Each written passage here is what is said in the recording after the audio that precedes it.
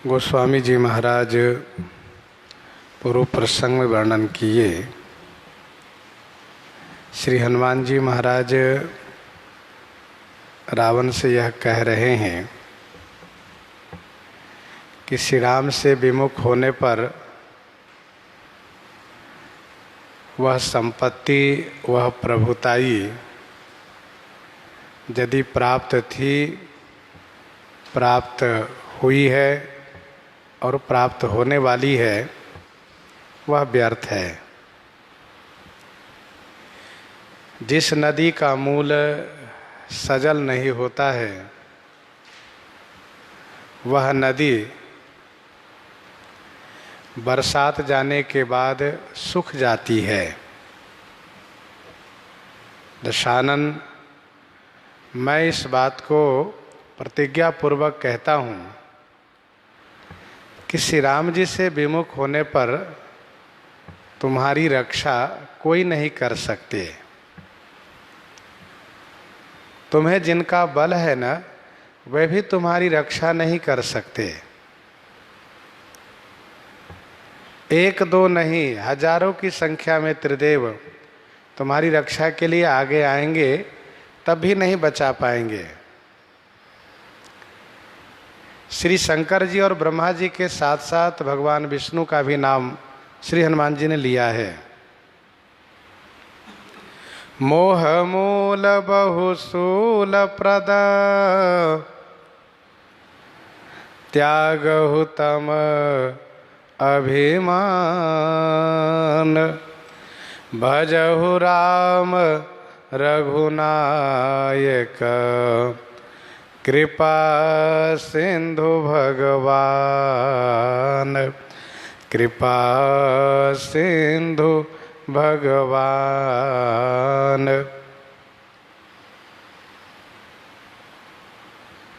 मोह का मूल, शूल को प्रदान करने वाला तमोगुणी अभिमान को तुम त्याग करो और भगवान कृपा के सिंधु रघुनायक श्री राम जी का भजन करो। रघुनायक कृपा सिंधु जो भगवान हैं, उन श्री राम जी का तुम भजन करो। मोह मूल, मोह ही है जिसका मूल, तथा अनेक शूल, अनेक शूल यही उस वृक्ष के फल है। मोह ही है मूल, अभिमान है वृक्ष और अनेक शूल है उसके फल।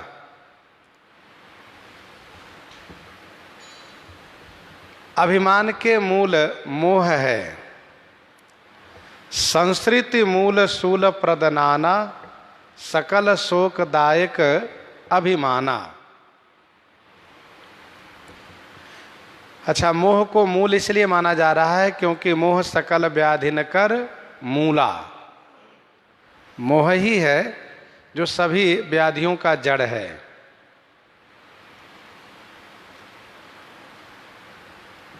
अनेक प्रकार के शूल देने वाला अभिमान है और वो तमोगुणी अभिमान है, उसका परित्याग करो। तम अभिमान कहने का भाव यह है कि एक अभिमान सतोगुणी होता है जिसको स्वाभिमान कहते हैं। उसके रहने से शोभा होती है, परंतु तमोगुणी अभिमान के रहने से शोभा नहीं रह जाती है। सतोगुणी अभिमान क्या है? तो असय अभिमान जाई जनि भोरे मैं सेवक रघुपति पति मोरे। अस अभिमान जाई जनि भोरे मैं सेवक रघुपति पति मोरे। मैं श्री राम जी का दास हूं, यह सात्विक अभिमान है और इस अभिमान से जीव का कल्याण होता है। तमोगुणी अभिमान का परित्याग करना चाहिए, जिसमें कि परिवार को लेकर के, शरीर को लेकर के अभिमान हुआ करता है कि यह मेरा परिवार है, यह मेरा शरीर है, यह मेरा घर है। इस अभिमान को परित्याग करना चाहिए।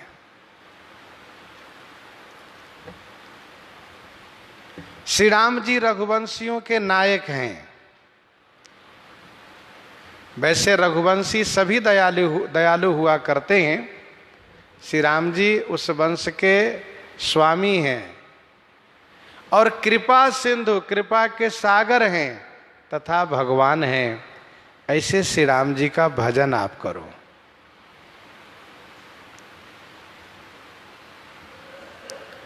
श्री हनुमान जी ने शिखावन के प्रारंभ में ये कहा है कि विनती करहु जोरी कर रावण, सुनहु मान तजी मोर सिखावन। सुनहु मान तजी मोर सिखावन।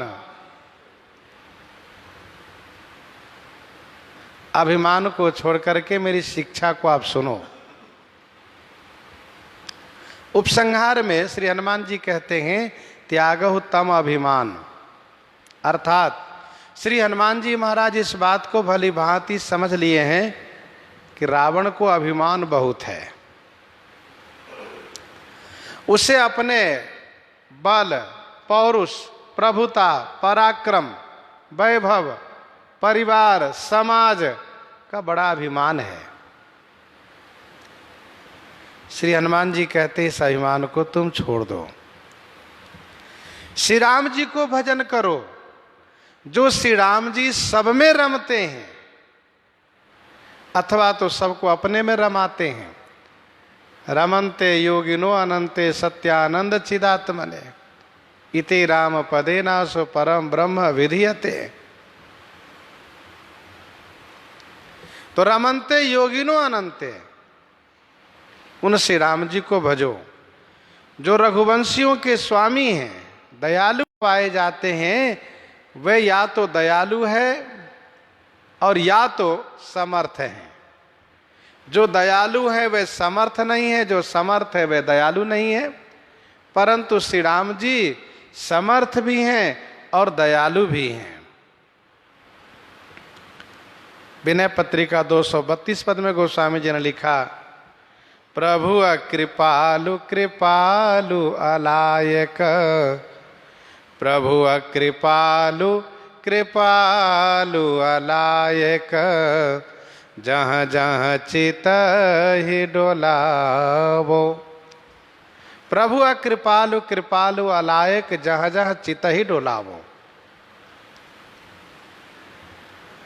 श्री राम जी में दोनों गुण हैं, सामर्थ्य भी हैं और दयालुता भी है। भगवान है, पूर्णतः सामर्थ्यवान है। उत्पत्ति प्रलयम चैव भूतानाम गतिम अगतिम वेति विद्याम अविद्याम च सवाच्यो भगवानीति। सामर्थ्य है।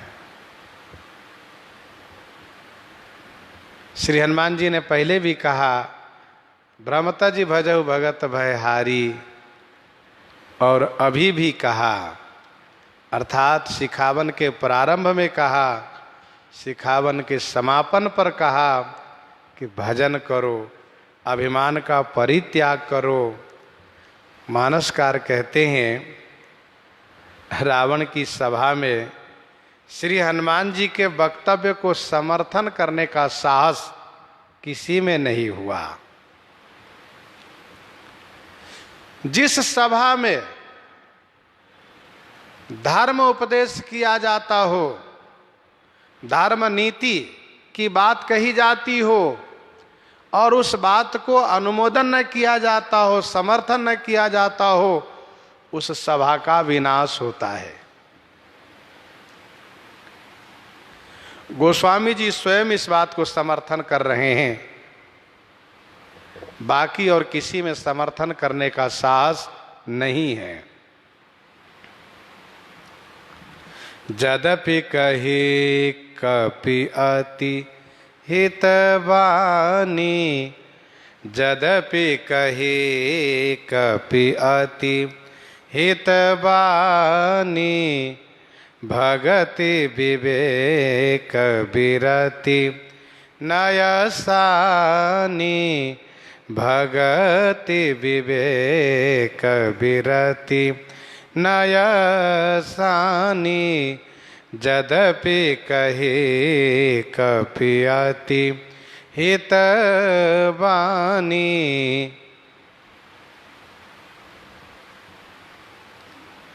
कपि यद्यपि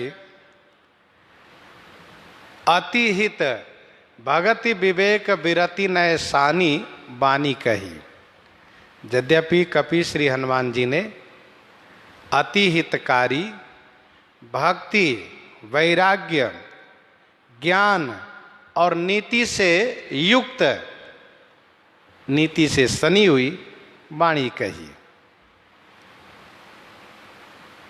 यद्यपि कही कपि अति हित वाणी, भगति विवेक विरति नयसानी। श्री हनुमान जी संत हैं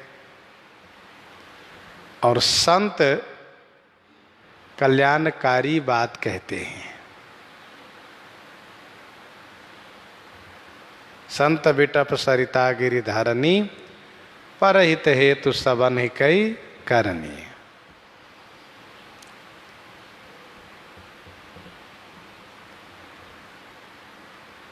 श्री हनुमान जी ने जो बातें कही है वह अति हितकारी है, भक्ति, ज्ञान, वैराग्य, नीति से परिपूरित है।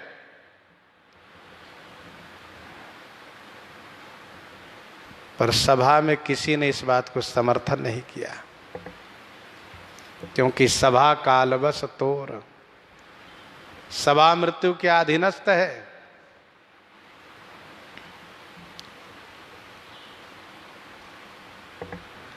श्री हनुमान जी ने जो बातें कही है उस संदर्भ में कुछ हम लोग को विचार करना चाहिए।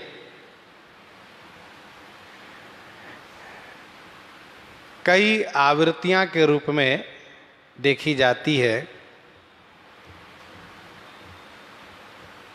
यह बातें। प्रश्नोत्तर यरु कांड क्रम, कहु प्रसंग विभाग, अपराधी तब असुर सब, मोहि अपराध न लाग। त्याग ग्रहण फल तीन को, करहु विभाग विचारी। भगति विवेक विरति नय, पृथक पृथक निर्धारी। सर्वप्रथम प्रथम आवृत्ति में हम लोग श्रवण करें प्रश्न उत्तर। रावण के सभी प्रश्नों का उत्तर हनुमान जी ने दिया है।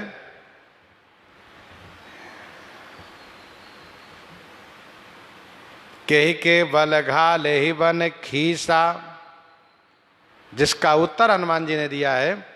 सुनु रावण ब्रह्मांड निकाया, पाई जासु बल विरचति माया।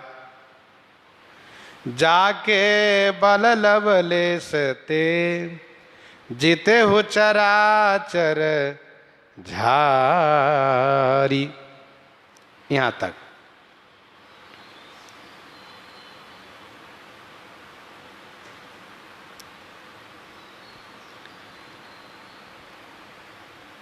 और प्रश्न था कह लंकेश कवन तय कीसा, जिसका उत्तर हनुमान जी ने दिया है। तासु दूत मैं जा करी हरियाने हूँ प्रिय नारी। ये दो प्रश्न उत्तर हो गए। तीसरा प्रश्न, कीधो श्रवण सुने ही नहीं मोही। इसका उत्तर हनुमान जी ने दिया, जानौ मैं तुम्हारी प्रभुताई, जानौ मैं तुम्हारी प्रभुताई, सहस बाहु सन परी लराई, समर बाली सन करी जस पावा। ये उसका उत्तर है। चौथा प्रश्न, घाले ही बन खीसा, तुमने वन को क्यों उजाड़ दिया। जिसका उत्तर हनुमान जी ने दिया, खायऊ फल प्रभु लागी भूखा, कपिस स्वभाव ते तोरे रूखा। पांचवा प्रश्न, मारे निशिचर के ही अपराधा, मारे निशिचर के ही अपराधा। जिसका उत्तर हनुमान जी ने दिया, सबके देह परम प्रिय स्वामी, मारहि मोहि कुमार गगामी, जिन मोहि मारा ते मैं मारे। ये उत्तर है। ये प्रथम आवृत्ति हुई। दूसरी आवृत्ति में श्री हनुमान जी ने सर्वप्रथम भगवान का स्वरूप वर्णन किया। सुनु रावण ब्रह्मांड निकाया, पाई जा सुबल विरचित माया, जाके बल विरंचि हरीसा, पालत सृजत हरत दस सीसा, जाबल शेष धरत सहसानन, अंडकोश समेत गिरिकानन। ये स्वरूप वर्णन किया। फिर अवतार कहा, धरे जो विविध देह सुर त्राता, तुमसे सठन सिखावन दाता। लीला वर्णन किया, हर को दंड कठिन जय भंजा, हर को दंड कठिन जय भंजा, तो समेत नृपदल मद गंजा, कर दूषण त्रिशिराय रुबाली, बधे सकल यतुलित बलशाली। लीला वर्णन किया। और लीला में भी श्री हनुमान जी ने अलग अलग कांडों के संदर्भ में कहा, हर को दंड कठिन जय भंजा, तो इस समेत नृपदल मद गंजा। बाल कांड की कथा, कर दूषण त्रिशिरा। अरण्य कांड की कथा, बाली।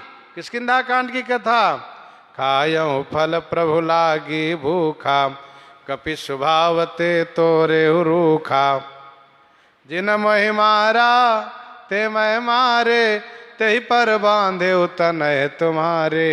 सुंदर कांड की कथा।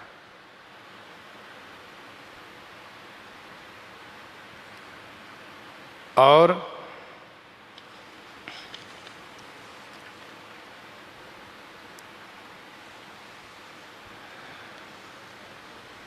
लंका और उत्तरकांड की कथा भी अवशेष है, बाकी है, इसलिए उसको नहीं कहा।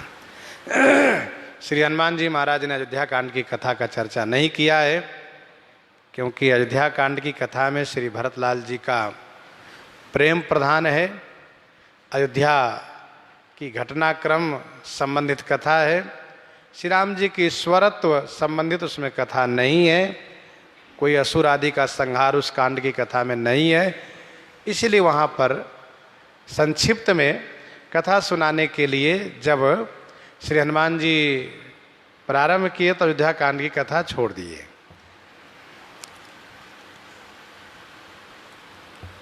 तीसरी आवृत्ति में आप सुने, श्री हनुमान जी ने सबका अपराध दिखाया। तासु दूत मैं जा करी हरियाने हूँ प्रिय नारी। तासु दूत मैं जा करी हरियाने हूँ प्रिय नारी।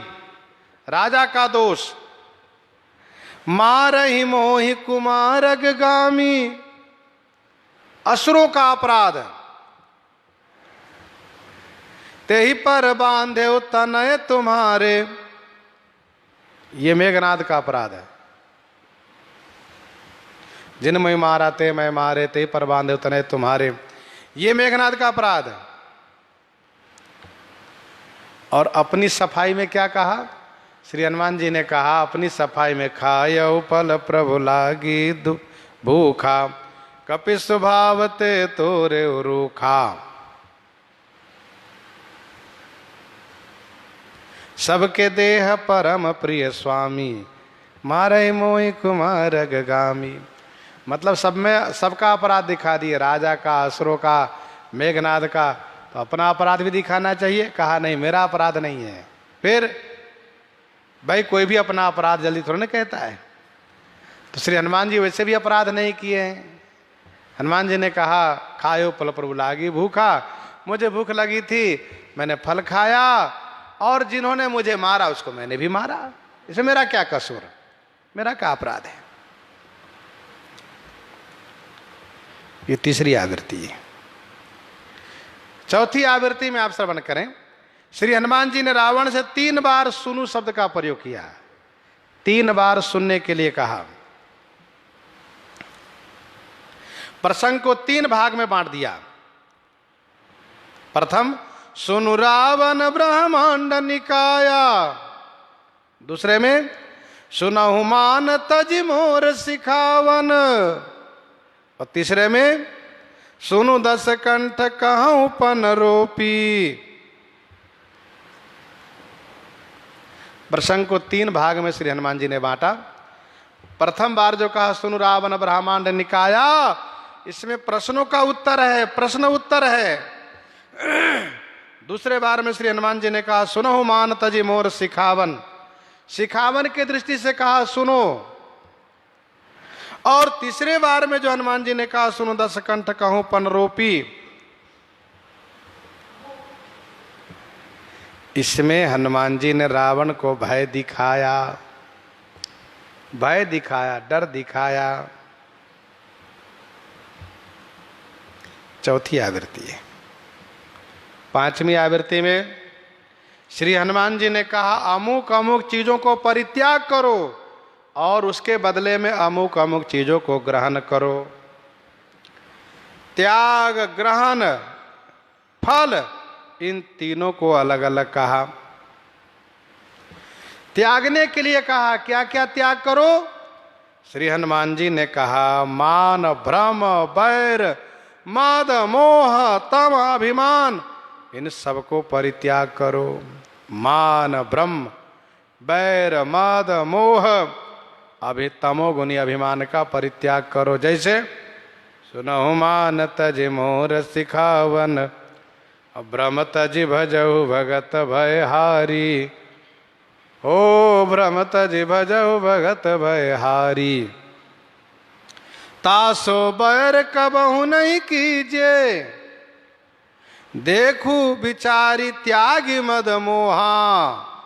देखू बिचारी त्यागी मद मोहा, मोह मूल बहुसूल प्रद, त्यागो तमय अभिमान। इन पांचों को त्यागने के लिए कहा। अभिमान को त्यागने के लिए कहा, भ्रम को त्यागने के लिए कहा, बैर को त्यागने के लिए कहा, मद मोह को त्यागने के लिए कहा, और अभिमान को त्यागने के लिए कहा। कौन सा अभिमान? तमोगुनी अभिमान को त्यागने के लिए कहा। और इसके बदले में 5 को ग्रहण करने के लिए कहा। क्या क्या ग्रहण करो रावण? भजन करके अपना भय हरो, भजन करके अपना भय को दूर कर लो। भ्रम तजी भजहु भगत भयहारी, भजन करके भय को दूर कर लो।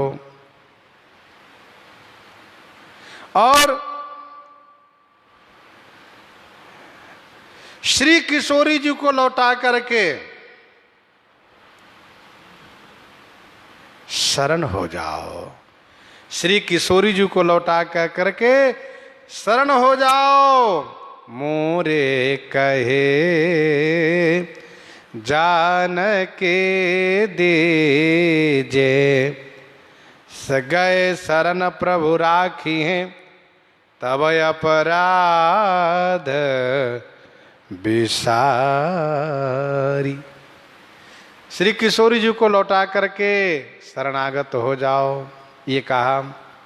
तीसरे में क्या कहा?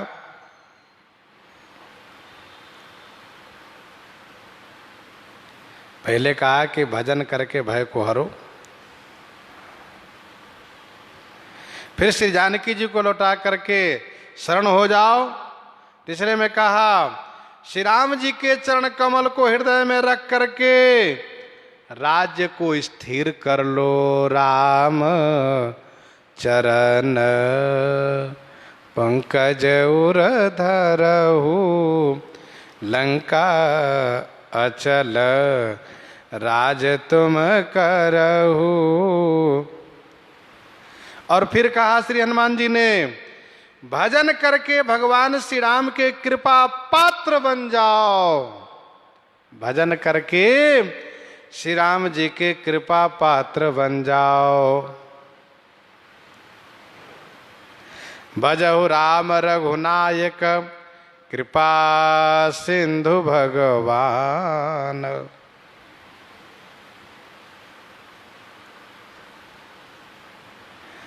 श्री हनुमान जी ने स्पष्ट किया, रावण, श्री राम चरण को हृदय में रखने से तुम्हारा राज्य अचल होगा। राम चरण पंकज और धरहु, लंका अचल राज तुम करहु। श्री जानकी जी को लौटा देने से तुम्हारे कुल की शोभा होगी। ऋषि पुलस्त जस विमल मयंका, तेहि शशि महोजनि होहु कलंका। ऋषि पुलस्त जस विमल मयंका, तेहि शशि महोजनि होहु कलंका। ईश्वर के भजन करने का फल है वाणी की शोभा हो जाएगी। ईश्वर के भजन का फल है वाणी की शोभा होना। राम नाम बिनु गिरा न सोहा, राम नाम बिनु गिरा न सोहा। देखो विचारि त्याग मद मोहा। भजन करके भगवान के कृपा पात्र बन करके जीवन धन्य कर लो, संपत्ति की स्थिरता हो जाएगी। राम विमुख संपत्ति प्रभुताई, जाई रही पाई बिनु पाई। और श्री हनुमान जी ने कहा, श्री राम जी के शरणागत हो जाने से तुम्हारे शरीर की स्थिरता हो जाएगी, तुम मरोगे नहीं। शंकर सहस विष्णु अज तो ही सकहि न राखी, राम कर द्रोही। ये 5वीं आवृत्ति है। 6वीं आवृत्ति में भगति विवेक विरति नय सानी, इन चारों का श्रवण कीजिए। देखो तुम निज कुल ही विचारी, देखो तुम निज कुल ही विचारी, भ्रमत जी भजहु भगत भयहारी। यहां से लेकर के राम चरण पंकज उर धरहु, राम चरण पंकज उर धरहु, लंका अचल राज तुम करहु। ये भक्ति युक्त वाणी है। और विवेक युक्त, कहा ऋषि पुलस्ति जस विमल मयंका, ऋषि पुलस्ति जस विमल मयंका, तेहि शशि महोजनि होहु कलंका। यहां से लेकर के बसनहीन नहीं सोह सुरारी, बसनहीन नहीं सोह सुरारी, सब भूषण भूषिंद भूषित वर नारी। यह विवेक युक्त वाणी है।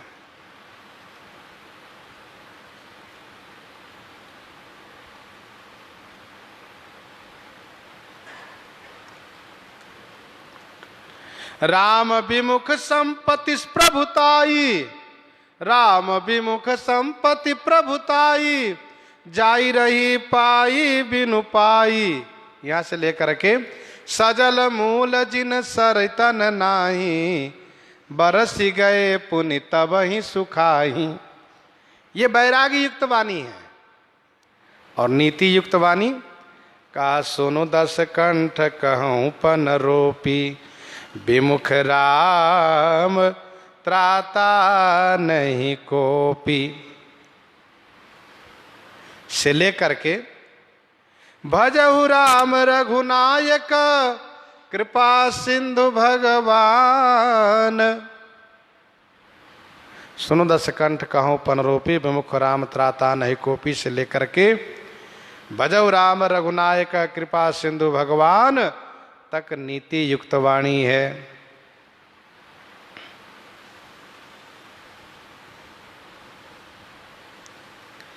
जो अपने से बुद्धि में बड़ा हो, पूज्य हो, उनसे बैर न करना, यही तो नीति संगत बात है। छठवीं आवृत्ति हुई।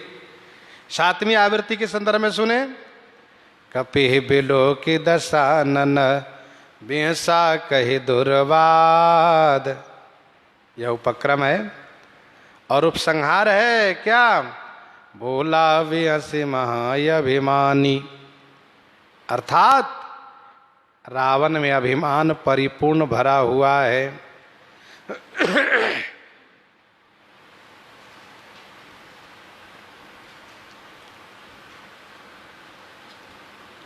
भोला विहसी महाअभिमानी,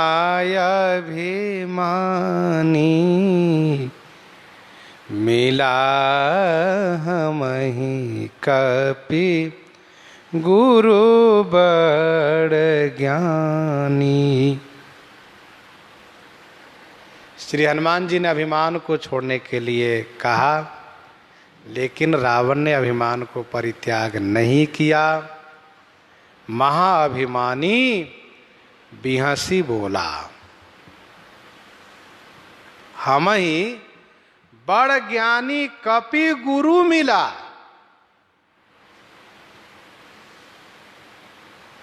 महाअभिमानी रावण ने हंसते हुए बोला,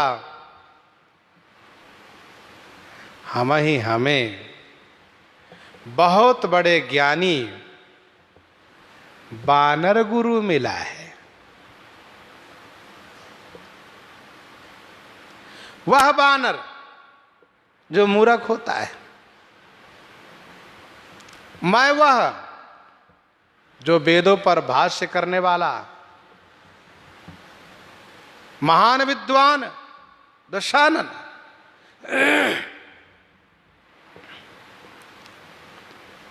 रावण ने हंस करके श्री हनुमान जी के उपदेश को हंसी में उड़ा दिया। तभी तो नीतिकार ने कहा है, उपदेशो ही मूर्खानाम प्रकोपो न शांतये, पया पानम भुजंगानाम केवलम विषवर्धनम।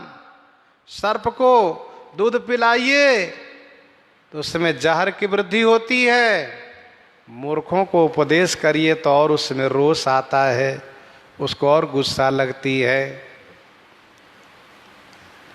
बोला बिहसी महा अभिमानी, मिला हमहि कपि गुरु बड़ ज्ञानी।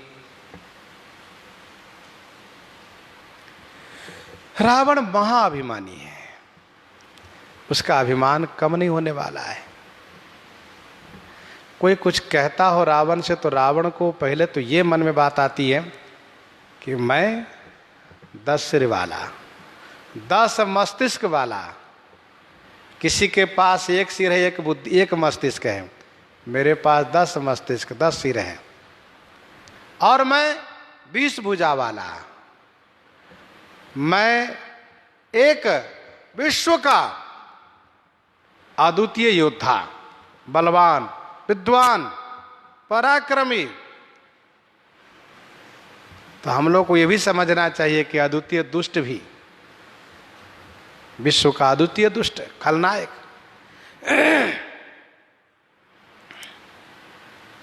असक ही चला महाअभिमानी, बाली के लिए गोस्वामी जी ने लिखा।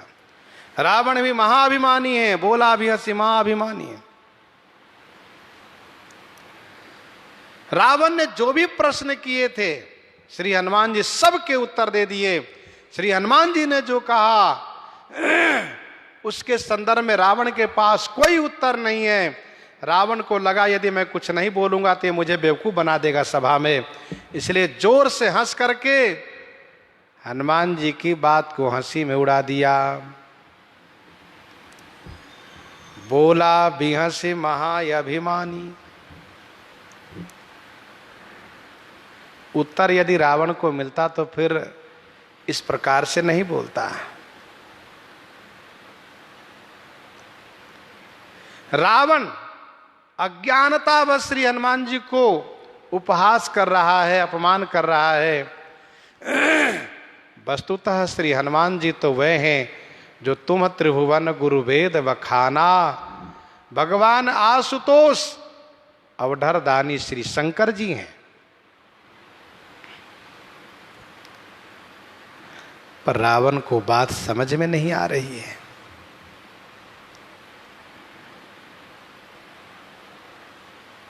दुआवली 483 में गोस्वामी जी ने लिखा कि मूर्खों को उपदेश लागू नहीं होता है। जो पए मूढ़ उपदेश को, जो पए मूढ़ उपदेश को, होते जोग जहान। क्यों न सुजोधन बोध को, आए श्याम सुजान। आए श्याम सुजान।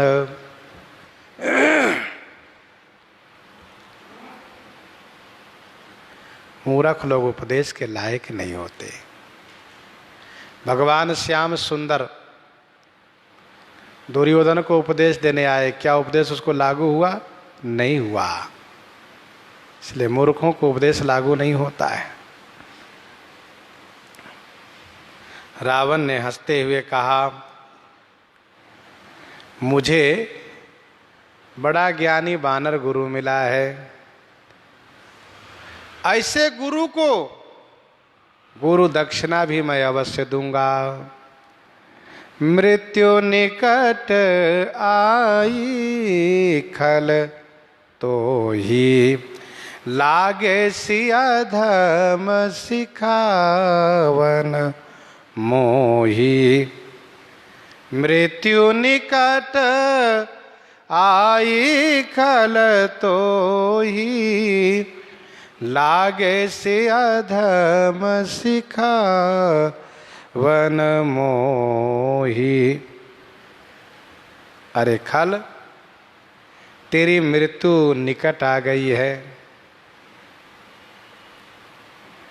अरे अधम, मोहि सिखावन लागे सी, मुझे शिक्षा देने लगे हो, मुझे शिक्षा दे रहे हो तुम। तुमने मुझे शिक्षा दिया। मृत्यु निकट आई खल तो ही, तुम मुझे मृत्यु से डरवाते हो। मेरी मृत्यु तो तब होगी जब होगी तब होगी, लेकिन तेरी मृत्यु तो अभी होगी। इस प्रकार से रावण कह रहा है, मेरी मृत्यु जब होगी तब होगी, तेरी मृत्यु अभी होगी।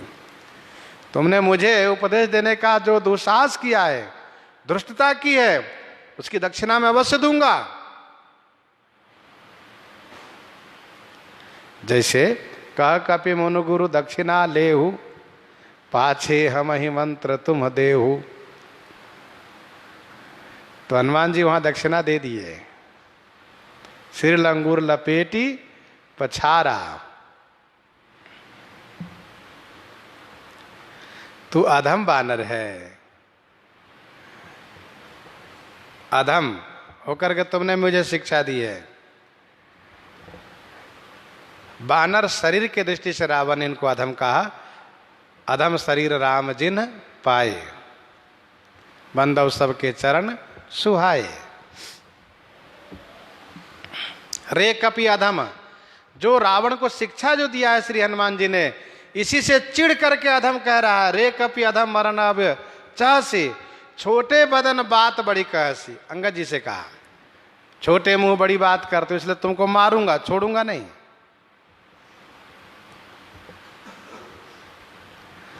रावण को उपदेश अच्छा नहीं लगता है। रावण उपदेशकर्ता पर नाराजगी प्रकट करता है, रोष प्रकट करता है, अपवाद के रूप में केवल मंदोदरी को छोड़ करके। जो भी इसे समझाने की चेष्टा करता है उन पर नाराज हो जाता है। ये गुरुजी मूढ़ कर सिमम बोधा, कहु जगमो समान को जोधा। मारीच ने समझाने का प्रयास किया तो उस पर नाराज हो गया। गुरु बनते हो तुम। मतलब रावण को इस बात से बड़ी चिढ़ है कि मेरा कोई गुरु न बने, मैं सबका गुरु भले बना रहूं। गुरुजी मूढ़ कर सिमम बोधा।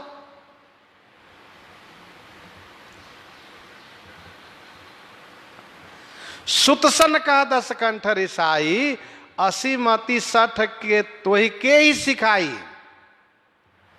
अब ही ते उर संशय होई, बेन मूल सुत भयो कम हुई। रावण अपने बेटे पर नाराज हो गया जब उसने हित की बात कही तो।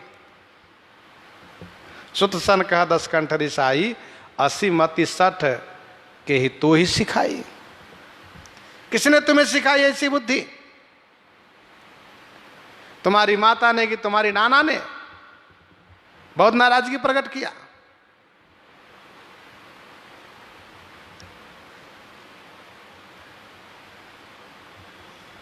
सुनि 10 कंठ रिसानति तहि मन कीन्ह विचार। कालनेमी ने सिखाने का प्रयास किया, उस पर भी नाराज हुआ। विभीषण पर, सुख सारण पर, सब पर नाराज तो हुआ ही। माल्यवंत पर उनको उल्टा सीधा कहकर अपमान किया, सब पर नाराजगी प्रकट किया है।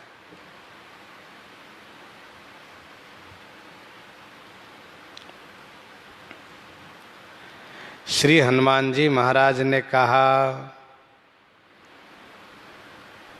कल्याणकारी बात कहने वाले की मृत्यु नहीं होती है, मृत्यु उसकी होती है। किसकी? जो कल्याणकारी बात को न मानता हो। उल्टा हो यही कह हनुमाना, उल्टा हो यही कह हनुमाना। मति भ्रम तोर प्रगट मैं जाना। उल्टा हो यही कह हनुमाना। मति भ्रम तोर प्रगट मैं जाना। हनुमाना कहा, श्री हनुमान जी ने कहा, क्या कहा? उल्टा हो यही, उल्टा होगा। क्या उल्टा होगा? जो तुमने कहा कि मृत्यु निकट आई खल तो ही, मेरी मृत्यु निकट नहीं आई, मृत्यु तुम्हारी निकट आ गई है। हनुमान जी ने कहा उल्टा होगा, मेरी मृत्यु नहीं तेरी मृत्यु होगी। क्यों? कहा मैं जान लिया, प्रगट मैं जाना। प्रगट माने प्रत्यक्ष रूप से मैंने जान लिया, क्योंकि तेरी बुद्धि भ्रमित हो गई है। मति भ्रम तोर प्रगट मैं जाना। उल्टा हो यही कह हनुमाना। जिसकी बुद्धि भ्रमित हो जाए, अपने शुभ चिंतकों के प्रति, कल्याणकर्ताओं के प्रति, गुरुजनों के प्रति विरोध भाव उत्पन्न होने लगे, और जो नुकसान करने वाले हैं, शत्रु वर्ग है, उन लोगों के प्रति प्रेम बढ़ने लगे, तो समझना चाहिए कि उसके विनाश का समय आ गया है, वह जाएगा जरूर। हितमत तो ही न लागत कैसे, हितमत तो ही न लागत कैसे। काल विबस कहाँ भेषज जैसे।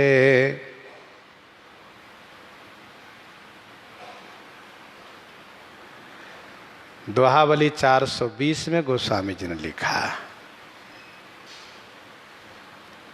अच्छा, इस बात से भी आप लोग परिचित रहिए कि 420 अंक कुछ ज्यादा ही बदनाम है।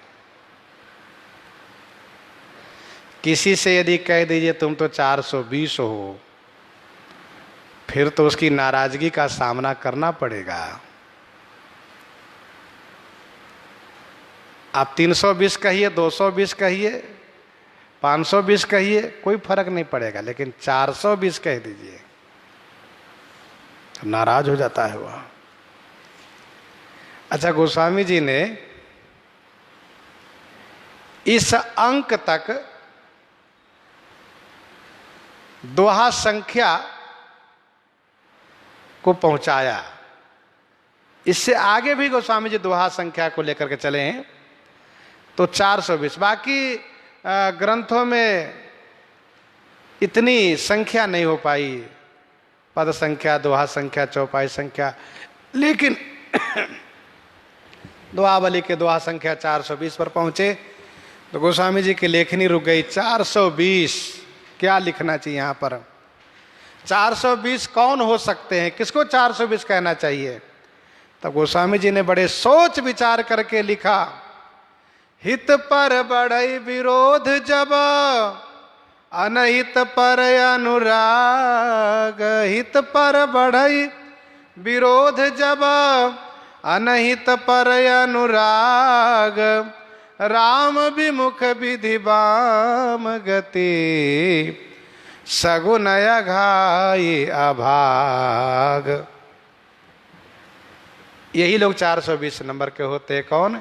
हित पर बढ़े विरोध जब, अपने मित्रों के प्रति विरोध भाव उत्पन्न हो, शत्रुओं के प्रति अनुराग उत्पन्न होवे, श्री राम से विमुख हो जाए, समझ लो यही तो है 420 नंबर के लोग।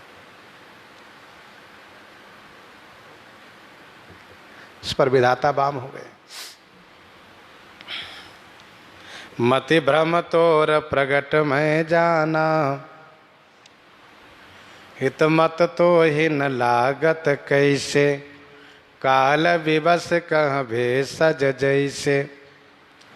मृत्यु के अधीनस्थ जो हो जाता है उसको दवाई काम नहीं करती है। डॉक्टर भी हैरान हो जाते हैं कि जिस दवा से रोग का निवारण हमने किया वही दवा इस पर काम क्यों नहीं कर रही है। तो कुछ समझदार डॉक्टर समझ जाते हैं कि अब ये बचने वाला नहीं है, दवा नहीं काम कर रही है। सुनि कपि बचन बहुत खिसियाना, बेगी न हरऊ मूढ़ कर प्राणा। सुनि कपि बचन बहुत खिसियाना, बेगी न हरऊ मूढ़ कर प्राणा। सुनि कपि वचन बहुत खिसियाना। कपि के वचन सुन करके बहुत खिसियाना, माने बहुत खिसियाया रावण, बहुत रोष किया, बहुत चिढ़ा, बहुत गुस्से में आया और अपने उन उपस्थित राक्षसों से, सैनिकों से कहा, बेगी न हरहु मूढ़ कर प्राणा। मूढ़ कर प्राणा बेगी न हरहु। अरे इस मूर्ख के प्राण शीघ्र क्यों ने तुम ले लेते? सुन नहीं रहे हो? इस प्रकार से प्रति उत्तर कर रहा है। मैंने कहा तेरी मृत्यु निकट आ गई, तो ये कहता नहीं नहीं उल्टा होगा, वो तो मुझे मरने की कामना कर रहा है, इसीलिए इसको जल्दी से मारो। जो मुझे मारने की कामना करे उसको जिंदा नहीं रहने देना है। बहुत खिसियाया। खिसियाया का मतलब लज्जित हुआ, चिढ़ा, गुस्सा किया। कहा ये बानर कटुवादी है, कटुवादी बालक वध जो, इसके प्राण को शीघ्र हर लो। इस मूर्ख को यह नहीं पता है कि राजा के सामने कैसे बोलना चाहिए, राजा से कैसे विनम्र होना चाहिए। पर ये मूर्ख है, बानर ही तो है, समझने वाला नहीं। इसको मार डालो। सुनत निशाचर मारन धाये, सचिवन सहित विभीषण आए। सुनत निशाचर मारन धाये, सचिवन सहित विभीषण आए।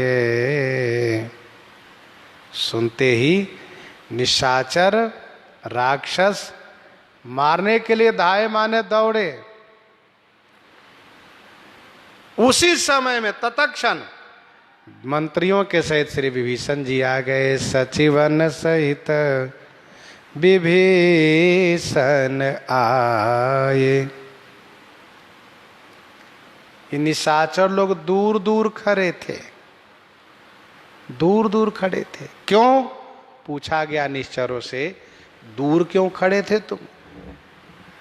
कहा ये बानर बड़ा बदमाश है, ये जब गिरता है तभी बहुतों को दबा डालता है, मार डालता है।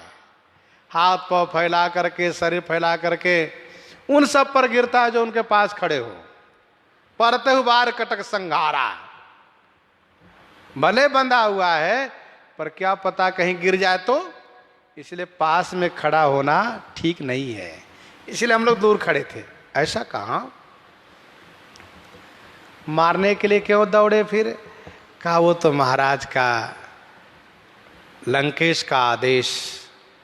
अब उसके नमक जो हम खाते हैं तो उनके सैनिक हैं हम, उनके आदेश तो पालन करना ही पड़ेगा, इसलिए हम मारने के लिए दौड़े। फिर ठहर क्यों गए? कहा हम तो चाहते थे कोई कुछ बोले तो हम ठहर जाए। विभीषण जी महाराज मंत्रियों के सहित आए और आते ही कहा महाराज क्षमा हो, क्षमा हो महाराज, दूत को मारा नहीं जाता है। ये बेचारे जो मारने के लिए दौड़े थे ठहर गए। कहा अभी पहले भाई भाई में बात स्पष्ट हो जाने दो, तब आगे बढ़ेंगे, क्योंकि रावण के आदेश से मारने के लिए तो सब बढ़े थे, लेकिन डर है कि पता नहीं हम मार पाए कि मर ही जाएंगे।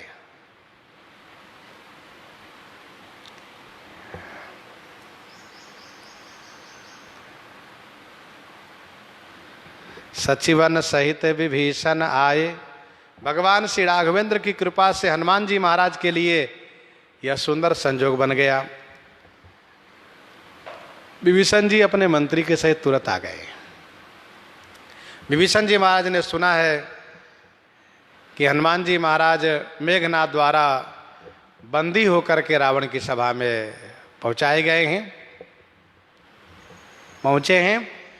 तो श्री विभीषण जी मंत्रियों के सहित आने के लिए तैयारी कर रहे थे। इसी बीच उस मौके पर पहुंचे जबकि रावण ने इनको मारने का आदेश कर दिया था। विभीषण जी महाराज तुरंत मोर्चा को संभाल लिए।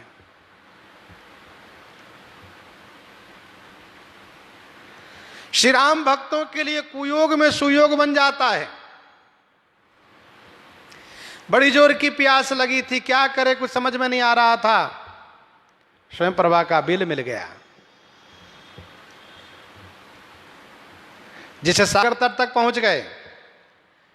सागर तट पर पहुंचने पर सोच रहे थे अब क्या करें, अवधि बीत गई है, समय जो दिया था महाराज सुग्रीव ने समाप्त हो चुका है, क्या करना चाहिए। प्रायोपवेशन करके मर जाएंगे लेकिन जाएंगे नहीं। संपाति से मुलाकात हो गई। संपाति से मुलाकात हो गई और समुद्र पार होने का संयोग बन गया।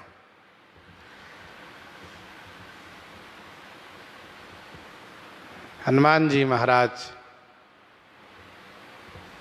लंका में घर घर में माता श्री सीता जी को ढूंढ रहे थे,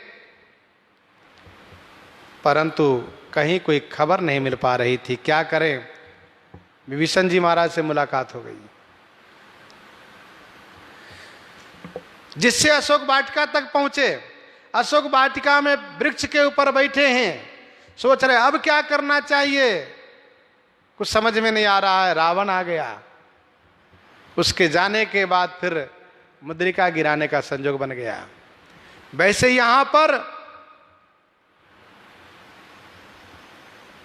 रावण ने आदेश दिया, राक्षस लोग मारने के लिए दौड़े। हनुमान जी सोच रहे अब क्या करना चाहिए।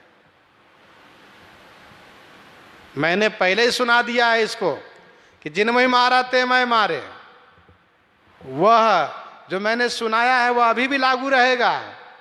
आकर के मेरे शरीर को छुए तो पहले, छोड़ूंगा नहीं। परंतु संजोग ये बन गया, विभीषण जी आ गए। इसमें संजोग क्या बना? लंका को जलाने का जो अभिष्ट है उसका योग बन गया। रावण के आदेश से राक्षसों लोग मारने आए थे। यदि विभीषण जी नहीं आते तो हनुमान जी के लोग मार नहीं पाते, बल्कि वहीं पर मार पीट के साथ साथ भगदड़ मचती और हनुमान जी महाराज बढ़िया से सबको मर्दन करते। परंतु विभीषण जी आ जाने से लंका जलाने का संजोग बन गया। विभीषण जी महाराज ने बहुत विनती किया है रावण से, क्योंकि रावण का हुक्म है मार डालो वानर को। इसलिए नाई शीस करी विनय बहुता, नीति विरोधन मारिये दूता। नाई शीस करी विनय बहुता, नीति विरोध न मारिये दूता।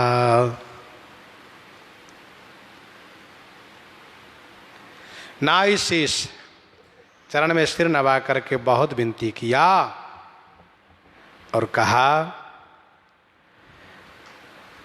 दूता ना मारिए, क्योंकि उसको मारना नीति विरोध है।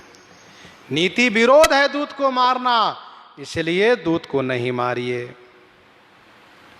विभीषण जी ने आते ही कहा, महाराज लंकेश क्षमा हो, क्षमा हो। महाराज प्रसन्न होइए।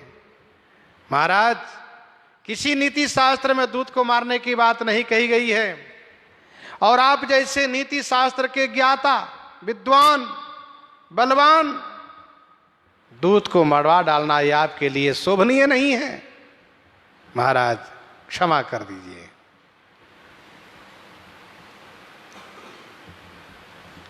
विभीषण जी महाराज ने बड़ी विनती की है। वैसे श्रीमद् वाल्मीकि रामायण अध्यात्म रामायण के अनुसार विभीषण जी सभा में उपस्थित पहले से हैं, और फिर विभीषण जी महाराज ने इस बात को विरोध किया है कि दूत को मारा जाना कहीं भी किसी शास्त्र में नहीं लिखा है, इसलिए नहीं मारा जाना चाहिए। श्री हनुमान जी को मारे जाने पर विरोध किया है कि इनको नहीं मारा जाना चाहिए। और श्रीमद् रामचरितमानस कल्प की कथा में विभीषण जी महाराज उस समय आए हैं जब रावण ने श्री हनुमान जी को मारने के लिए आदेश किया था। और विभीषण जी महाराज आए तो बैठे नहीं, आए अपनी बात कह लिए। रावण खुश हो गया, मान लिया कि ठीक है मारूंगा नहीं, दूसरा कोई दंड दूंगा। विभीषण जी फिर चले भी गए। क्यों चले गए? ये भी ठाकुर जी की ऐसी इच्छा थी। विभीषण जी ने ये नहीं कहा कि अमुक दंड दीजिए, केवल इतना ही कहा कि आन दंड कछु करिए गोसाई, सब ही कहा मंत्र भल भाई।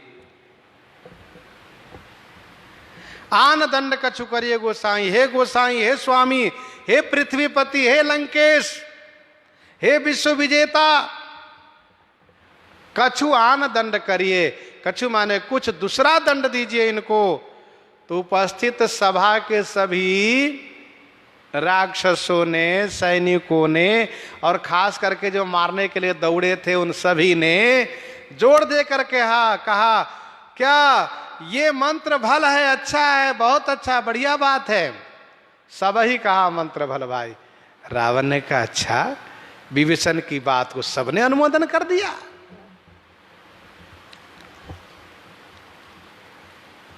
विभीषण जी महाराज ने कहा कि दूत इसलिए अवध्य होता है क्योंकि दूत जो कहता है अपने स्वामी का कहा हुआ कहता है, वह पराधीन होता है। स्वतंत्र रूप में वह कुछ नहीं कहता है, उसके स्वामी जो कहे होते वही वह कहता है। इसलिए दूत को ना मार करके उनको एक सामान्य रूप से दंड देने का विधान है, दंड दिया जाता है। जैसे चाबुक लगवाना, कोई अंग दाग देना, सिर मुड़वा देना, ये सब कुछ दंड है, दिए जाते हैं, लेकिन मारा नहीं जाता है। और उस दूत को इसलिए छोड़ दिया जाता अपमान करके कि जिससे वो जा करके अपने स्वामी को लेकर के आवे, अपने अपमान के बदला लेने के लिए स्वामी को प्रेरित करें, तो ही जियत स्कंधर मोरी की असी गति होई। इस प्रकार से वे अपने स्वामी को उत्तेजित करें, यह नीति संगत है। इसलिए दूत को नहीं मारना चाहिए। श्री विभीषण जी महाराज ने कोई दंड का नाम नहीं लिया, क्यों? ठाकुर जी की ऐसी इच्छा है, अन्यथा कोई दंड का नाम लिए होते। और फिर जिस प्रकार से लंका का संहार हुआ है, लंका दहन हुआ है, असुरों का संहार हुआ है, इसमें विभीषण जी महाराज भी अपराधी माने जाते हैं। विभीषण जी महाराज तो जानते इस बात को कि श्री हनुमान जी श्री राम जी के पूर्ण भक्त हैं और उनकी कृपा इन पर परिपूर्ण है, इनको कोई बाल बांका कर नहीं सकता, जैसा करेगा वैसा भरेगा। मेरा जो काम था मैंने निवेदन किया, अब मैं अपने सामने में हनुमान जी को कोई दंडित होते देखना नहीं चाहता हूँ। मान लो डंडा से मारे, चाहे कोई अंग दाग दे, चाहे बाल मुड़वा दे, ये सब मैं देखना नहीं चाहता, मुझसे नहीं देखा जाएगा, इसलिए मैं नहीं रहूंगा, जा रहा हूं। विभीषण जी मन ही मन सोच करके वहां से चलते भय। रावण को इस बात को लेकर के चिढ़ है कि बताओ, सभी को इसकी बात अच्छी लग गई, विभीषण के नीति, विभीषण की बात सबको बहुत अच्छी लगती है। चलो, विभीषण की बात को हमें भी माननी चाहिए। आन दंड कछु करिए गोसाई, सब ही कहा मंत्र भल भाई। अच्छा, विभीषण जी महाराज सभा में बहुत पहले नहीं आते, समय पर आते हैं, बैठते हैं, काम हुआ तो बोले, नहीं तो फिर चल देते हैं। क्योंकि यहाँ आसुरी प्रवृत्ति वालों का बहुतायत है, अधर्म की चर्चा, मारकाट की चर्चा, इसलिए ज़्यादा सहमत नहीं रहते हैं, चल देते हैं। सभा का सदस्य इसलिए आके बैठे, फिर चले गए। अवसर जाने विभीषण आवा, समय से आते हैं, कभी बैठे कभी नहीं बैठे, अपनी हाजिरी लगाए चलते भय।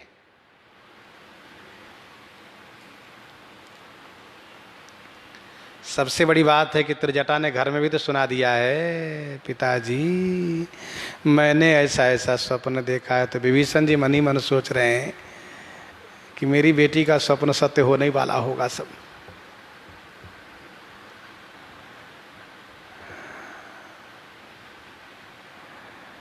त्रिजटा ने जो सपन सुनाया है, सपने बानर लंका जारी, जा दान सेना समारी। सेना तो मर गए, सेना को तो उन्होंने मार दिया, बाग उजाड़ दिया, अब लंका न जला दे, इसलिए कुछ बोलना नहीं है। चलो, सुनत बिहसी बो लादस कंधर, अंग भंग करी पठइय बंदर। दस्कंधर ने सुन करके बिहसी माँ ने हंसते हुए कहा, इस बानर को अंग भंग करके पठिए माने भेज दो। कौन सा अंग भंग करना वो भी सुन लो। कपि के ममता पूछ पर, सब ही कहा समुझाई। तेल बोरी पट बांध पुनि, पावक देहु लगाए। रावण इस प्रकार से आदेश दे रहा है, उसके आदेश को जैसे क्रियान्वित किया जाता है सो प्रसंग आगे श्रवण करेंगे। यहीं पर हृदयांगम करते हुए आइए श्रवण करते हैं श्री विनय पत्रिका से।